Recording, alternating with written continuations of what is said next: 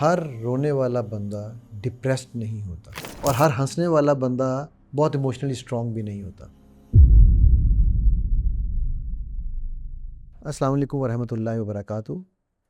آج میں آپ کے ساتھ جس ٹاپک پہ بات کرنے جا رہا ہوں وہ میرے سے بہت زیادہ سوال یہ پوچھا جاتا ہے کہ سر میں ڈپریسڈ ہوں۔ آج کل میں نے ایک جملہ بولتا ہوں جو کہ لوگوں نے اکثر جو ہے وہ میرے جو کلینکل سائیکالوجسٹ دوست حضرات ہیں، بچے بچیاں ہیں، وہ سارے ناراض ہو جاتے ہیں، سر آپ یہ نہ کہا کریں، لیکن میں مجبور ہوں میں یہ کہنے پہ، بیکاز آج کل ڈپریشن ہمارا نیا فیشن ہے۔ Depression is the new fashion. اور جب میں فیشن کا ورڈ یوز کرتا ہوں اس کے لیے، میں کلینکلی ڈپریس کی بات نہیں کر رہا ہوں، میں اس انڈرسٹینڈنگ کی بات کر رہا ہوں، اس گیپ کی بات کر رہا ہوں جو ہمیں یہ نہیں سمجھنے دیتا کہ ہم اداس ہیں یا ڈپریسڈ ہیں۔ یہ دو مختلف چیزیں ہیں، ان کے درمیان وہ لائن ڈرا کرنی بڑی ضروری ہے۔ یہ سمجھنا بڑا ضروری ہے کہ میں ہوں کیا، میں کس سٹیٹ میں ہوں، کس سٹیج میں ہوں۔ اداس ہونا، سیڈنس بہت ہی نیچرل۔ ہم جب باڈی لینگویج کرتے ہیں تو باڈی لینگویج میں ہم بات کرتے ہیں کہ جی 7 یونیورسل ایموشنز ہیں۔ جو 7 یونیورسل ایموشنز ہیں ان میں سیڈنس از این ایموشن، جو ایز این ایموشن پڑھایا جاتا ہے، ٹھیک ہے۔ کئی دفعہ آپ نے دیکھا ہوگا آپ کا بچہ ایسے بیٹھا ہوتا ہے، اداس ہو جاتا ہے۔ اداس ہونا بالکل نیچرل چیز ہے۔ انبیاء بھی سیڈنس میں سے گزرے۔ نبی صلی اللہ علیہ وسلم کے تو زندگی میں عام الحزن نام دے دیا گیا، ٹھیک ہے۔ لیکن یہاں سمجھنے کی چیز یہ ہے کہ کیا سیڈنس ڈپریشن کو لیڈ کرتی ہے؟ کیا سیڈنس ہی ڈپریشن ہے؟ ڈپریشن کیا، کب آتا ہے، کیسے آتا ہے، سیڈنس کیا ہوتی ہے؟ یہاں میں آپ کو کچھ ان میں ڈفرینسز پہلے بتاتا ہوں، موٹے موٹے ڈفرینسز، ٹھیک ہے۔ سیڈنس ہمیشہ ٹیمپریری ہوتی ہے، چہ جائے کہ ہم اس کو کھینچتے جائیں کھینچتے جائیں کھینچتے جائیں اور وہ پرماننٹ بن جائے۔ جو ڈپریشن ہوتا ہے وہ پرسسٹنٹ ہوتا ہے، ہمیشہ آتا رہتا ہے، لانگ ٹرم کے لیے ہوتا ہے، کیونکہ وہی سیڈنس جس کو ہم نے ڈفرینشیٹ نہیں کر سکے تھے، کھینچتے گئے تو وہ چوئنگم کی طرح کھینچ کے وہ ڈپریشن بن گئی۔ سیڈنس کا کوئی نہ کوئی ٹریگر ہوتا ہے۔ ڈپریشن کے لیے کوئی ضروری نہیں کہ ہمیں کوئی ٹریگر ہو، بغیر وجہ کے وہ جس چیز سے ہم سیڈ ہوتے تھے، اب چونکہ ہم نے اس کو اتنا کھینچ دیا ہے، اب وہ ہمارے لیے بغیر وجہ کے بھی ڈپریشن بن گئی ہے۔ سیڈنس کی ایک خاص بات ہے، سیڈنس امید لے کر آتی ہے، ہمیں ہوپ ہوتی ہے کہ ہم نکل جائیں گے۔ ڈپریشن اس کنویں کی طرح، اس کھائی کی طرح جس میں سے ہمیں لگتا ہے کہ ہم نکل ہی نہیں پائیں گے۔ سیڈنس میں ایموشنز ہمارے اوپر نیچے جاتے ہیں۔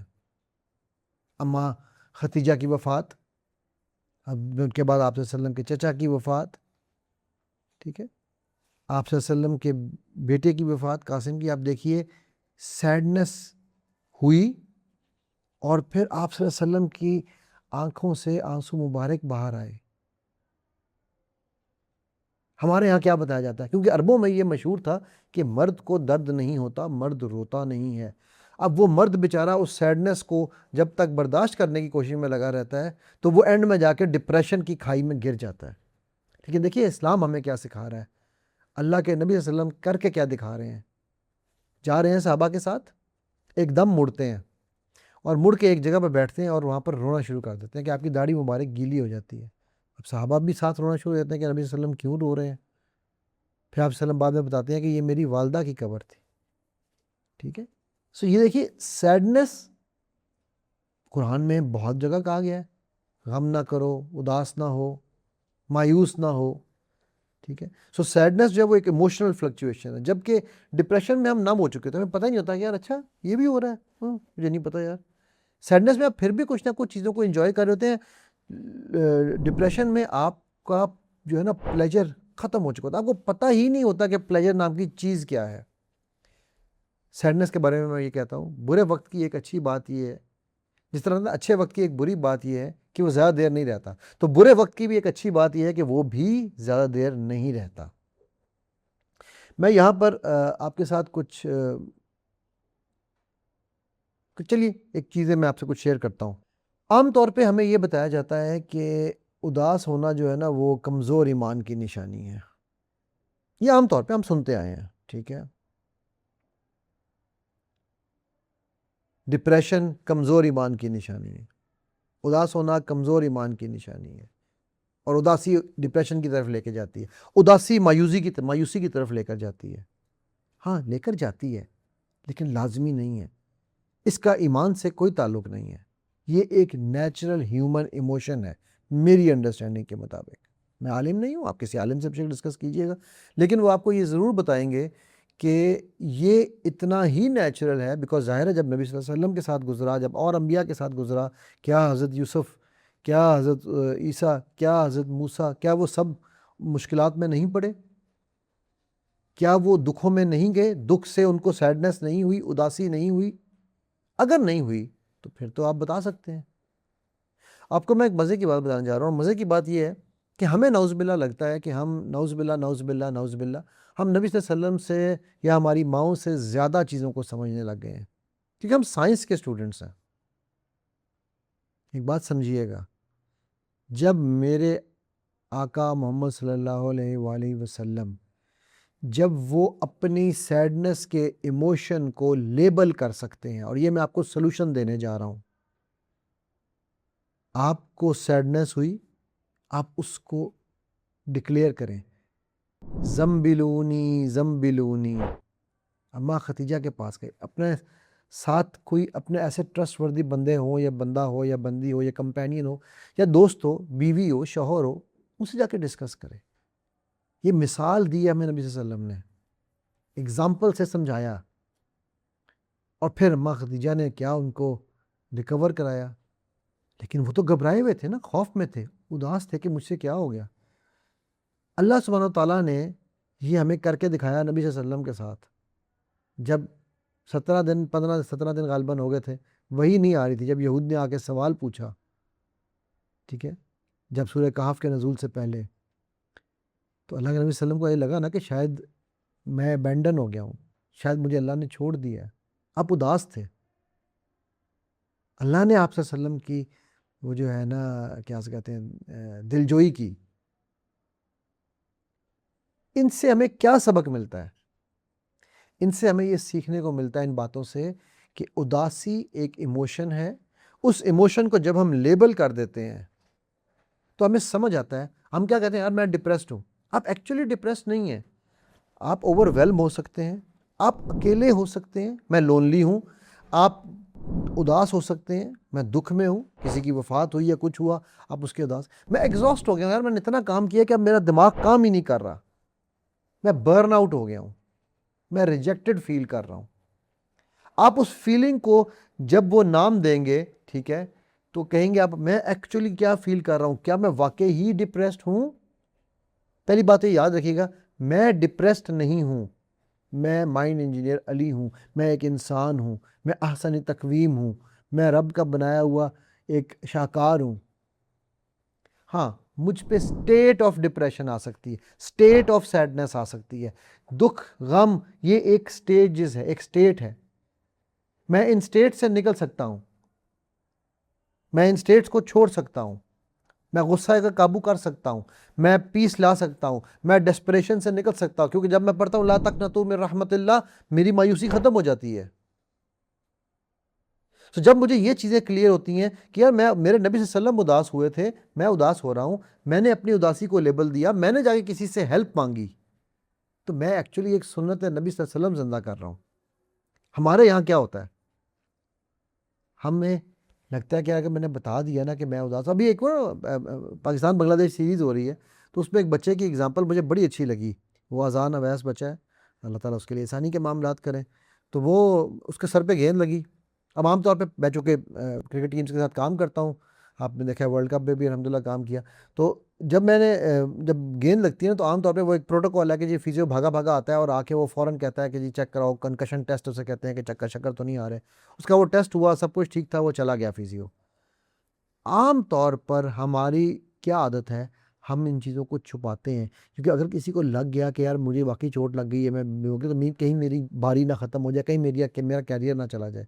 اس شیر کے بچے نے تھوڑی دیر کے بعد دوبارہ فیزیو کو بلایا اگلے اوور میں، میرا خیال اگلے اوور میں تھا، کہ یار مجھے لگ رہا ہے کہ مجھے کوئی چکر سا آیا ہے، تم ایک دفعہ مجھے پھر چیک کرو، میرا ٹیسٹ پھر سے لو۔ کیا یہ ویکنس تھی؟ کیا یہ کمزوری تھی؟ یہ اسٹرینتھ ہے، یہ طاقت ہے۔ سیکھیں ان بچوں سے۔ ہمیں بہت ساری چیزیں جو ہے نا وہ غلط سکھا دی جاتی ہیں، غلط بتا دی جاتی ہیں، اور ان غلط چیزوں کو ہم اپنی زندگی کا ایک حصہ بنا لیتے ہیں۔ جب ہم یہ جان لیتے ہیں کہ میں سیڈ کیوں ہوا، میں دکھی کیوں ہوا، اس کی میری وجہ کیا تھی، وہ اس کی فیلنگ میری کہاں سے آ رہی تھی، وہ فیلنگ میرے جسم میں کیسے گھوم رہی تھی. آپ ایک چھوٹے سے یہاں پر گیم کھیلتے ہیں. آپ ایسا کیجئے، کوئی بھی کسی موقع پہ جس پہ آپ اداس ہوئے تھے، آپ اس موقع کے بارے میں اپنے مائنڈ میں دیکھیں، بلائیں اس فلم کو، آپ دیکھیں کیا دیکھ رہے تھے، سنیں کیا سن رہے تھے، محسوس کریں کیا محسوس کر رہے تھے، سونگیں کیا سونگ رہے تھے، چکھیں کیا چکھ رہے تھے اس موقع پر. ٹھیک ہے، اور اس وقت وہ آوازیں کہاں سے آ رہی ہیں، آپ کے ایک کان میں ہیں، دو کانوں میں ہیں، تصویر کتنی بڑی ہے، ان چیزوں کو سب کو انالائز کریں. ٹھیک ہے، اور پھر اس کے بعد جو فیلنگ ہے، فار ایگزامپل اگر کسی کو یہاں پر فیلنگ آ رہی ہے، ٹھیک ہے، تو آپ یہ دیکھیے کہ وہ فیلنگ کس ڈائریکشن میں گھوم رہی ہے، وہ فیلنگ دل کے کس ایریے میں ہے. اب اس فیلنگ کو غور کریں، اس فیلنگ کو کوئی نام دیں، پھر اس فیلنگ کو ریورس گھمائیں، دیکھیں کیا ہوتا ہے.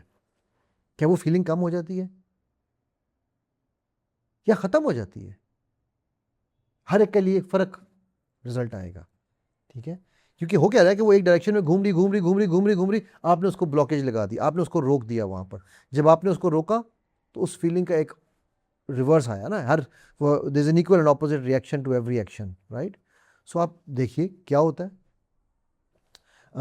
قرآن ہمیں سکھا رہا ہے، اللہ کے نبی صلی اللہ علیہ وسلم نے ہمیں بار بار یہ بتایا، اسٹیٹ چینج کریں، کھڑے ہو تو بیٹھ جاؤ، بیٹھے ہو تو لیٹ جاؤ، پانی پی لو، کچھ کر لو. ٹھیک ہے، اس کو ہم اسٹیٹ چینج کہتے ہیں کہ آپ جس بھی اسٹیٹ میں بیٹھے ہوئے ہیں اس اسٹیٹ کو چینج کریں. کیونکہ جب تک آپ یہ ایک سمجھ نہیں پائیں گے کہ یار اداسی ایک ایموشن ہے اور اداس ہونا گناہ نہیں ہے، کسی سے مدد لینا اس کے لیے ایکچولی سنت نبی صلی اللہ علیہ وسلم کو فالو کرنا ہے، تو آپ اس سے آگے بڑھ ہی نہیں سکیں گے. آپ ہمیشہ اسی اسٹیٹ آپ اپنی گردن جھکائی رکھیں گے. جب ہم اداس ہوتے ہیں ہم کیا کرتے ہیں؟ ہم گردن جھکا لیتے ہیں.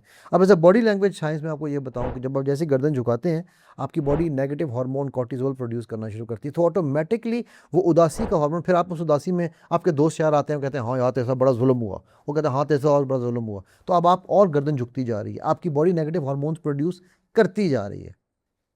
ٹھیک ہے، جبکہ آپ یہ دیکھیں اللہ کے نبی صلی اللہ علیہ وسلم جب ڈاؤن ہونے کا ٹائم تھا یا جب کوئی اس طرح کا آتا تو کیا کرتے تھے؟ آسمان کی طرف گردن سر اٹھاتے تھے. کیوں؟ صرف اللہ کے لیے. فزیکل باڈی بھی چینج ہو رہی تھی. ٹھیک ہے، اللہ نے قرآن میں اس کو اکنالج بھی کیا ہے کہ ہم آپ کے منہوں کو اٹھتا دیکھتے ہیں، رائٹ. سو اس پہ آپ کی فزیکل باڈی کو بھی چینج کیا. آج ریسرچ نے، آج سائنس نے، باڈی لینگویج کی سائنس نے یہ ثابت کیا ہے کہ آپ جب اپنی باڈی کو اوپر کی طرف اٹھاتے ہیں تو آپ کی باڈی پازیٹیوٹی کے ہارمون ٹیسٹوسٹیرونز وغیرہ پروڈیوس کرتی ہے، جس سے آپ کے اندر پاور، سکسیس، کریج، کانفیڈنس، یہ چیزیں آتی ہیں. سو اب دیکھیے نماز کا جو انداز ہے وہ بھی ایسے ہی ہے. ٹھیک ہے، سو مطلب کہنے کا مقصد یہ ہے کہ سجدہ، جب ہم سجدہ کرتے ہیں، کیا ہمیں سجدے میں بالکل ہم سجدے میں کرتے ہوئے اپنی جن چیزوں کو لگا رہے ہوتے ہیں، یہ کیا ہماری سائیکولوجیکل ریگولیشن نہیں ہو رہی؟ آج سائنس نے یہ ثابت کیا ہے.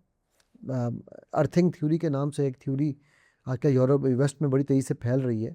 وہ یہ کہتے ہیں کہ اگر آپ کو زندگی میں سکون چاہیے، آرام چاہیے، آپ چاہتے ہیں کہ آپ دکھوں سے دور رہیں، تو کوشش کریں کہ 3 سے 5 دفعہ اپنے جسم کے چند حصوں کو زمین سے کنیکٹ کریں. ننگے پیر ہوں، نمبر 1. آپ کے گھٹنے زمین کو ٹچ کریں، نمبر 2. آپ کے ہاتھ زمین کو ٹچ کریں، اور آپ کا ماتھا زمین کو ٹچ کریں. کیا یہ ہمیں 1400 سال پہلے اللہ نے اور اللہ کے نبی صلی اللہ علیہ وسلم نے بتا نہیں دیا؟ 5 ٹائم دن میں ہم یہی کام کر رہے ہیں، لیکن ہم وہ کام کر رہے ہیں ان نون طریقے سے. صبح ہوتی ہے، شام ہوتی ہے، زندگی تمام ہوتی ہے، ہم کرتے جا رہے ہیں، جانتے نہیں کہ کیوں کر رہے ہیں.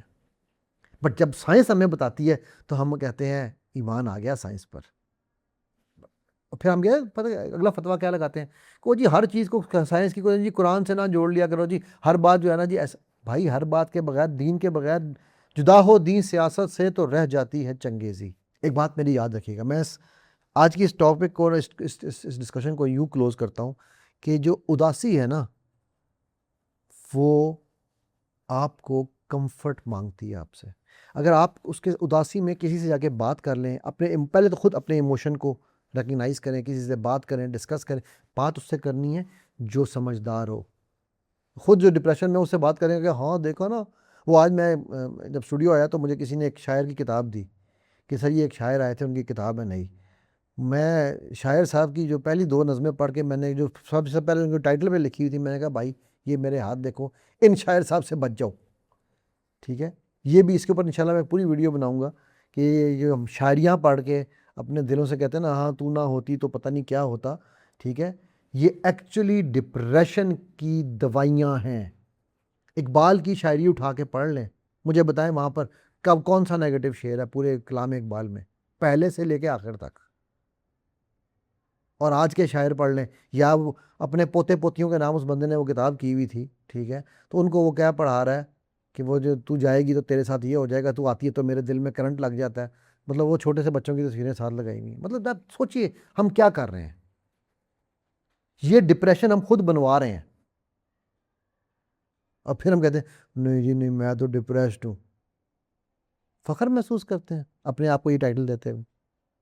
جیسے سورہ زمر میں اللہ تعالیٰ کہتے ہیں نا کہ ڈو ناٹ ڈسپیئر، ٹھیک ہے، مایوس نہیں ہونا، تو اسی طرح اللہ کے نبی صلی اللہ علیہ وسلم نے ابھی ہمیں ایک فارمولہ بتایا ہے، جو فارمولہ میں سمجھتا ہوں کہ اگر ہم سمجھ جائیں تو ہم ان سارے ٹریپ سے وسوسوں سے باہر نکل آئیں گے۔ اور وہ فارمولہ، اس کے اوپر آج ایک کتاب لکھ دی گئی ہے، بلکہ کئی کتابیں لکھی گئی ہیں، ٹھیک ہے، ایک ہے ہیبٹ جو میں اکثر پورنوگرافی ایڈکشن والوں کو کہتا ہوں، پھر اٹامک ہیبٹس، پھر ایک اور کتاب ہے منی ہیبٹس، ٹھیک ہے۔ اب یہ کیا ہے، وہ کہتے ہیں کہ جی آپ ہیبٹ کوئی بھی چینج کرنی ہے، ڈیولپ کرنی ہے نا آپ نے، تو آپ چھوٹی چھوٹی چھوٹی چھوٹی ہیبٹس کو بنائیں اور پھر ان کو کنسسٹنٹلی کرتے جائیں۔ میرے نبی صلی اللہ علیہ وسلم نے 14 سال پہلے یہ کہہ دیا تھا کہ اللہ کو سب سے زیادہ عزیز آپ کے وہ اعمال ہیں جو کنسسٹنٹ ہوں، چھوٹے ہوں بڑے ہوں اس سے فرق نہیں پڑتا، بٹ ہوں کنسسٹنٹ۔ ایک دن کھڑے ہو کے 50 نمازیں پڑھ لیں اور پھر 50 دن تک کوئی نماز نہ پڑھیں، پھر کہیں میں ڈپریسڈ ہوں،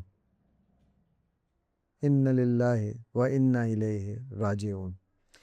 اسی دعا اور اسی التجا کے ساتھ کہ اللہ سبحانہ تعالیٰ میرے آپ کے ہم سب کے حامی و ناصر ہوں، اللہ سبحانہ تعالیٰ مجھے آپ کو ہم سب کو نبی پاک صلی اللہ علیہ وسلم کے ہاتھ سے حوض کوثر کا پانی پینے اور اعلیٰ ترین جنات میں ان کا ہمسایہ بن کے ان کی خدمات کرنے کا موقع عطا فرمائیں۔ جو کہا، جو سنا، جو محفل ہم نے سجائی، جو علم ہم نے بانٹا، اللہ سبحانہ تعالیٰ اس علم کو ہمارے میزان میں قبول کریں، اس علم کو ہمارے لیے علم نافع بنا دیں۔ اللہم انی اسألک علما نافعا ورزقا طیبا وعملا متقبلا، اور ہم سب مل کر جنت الفردوس الاعلیٰ میں ایک دوسرے کے ہمسائے بن کے وجہ الکریم اکٹھے دیکھیں۔ السلام علیکم ورحمۃ اللہ وبرکاتہ۔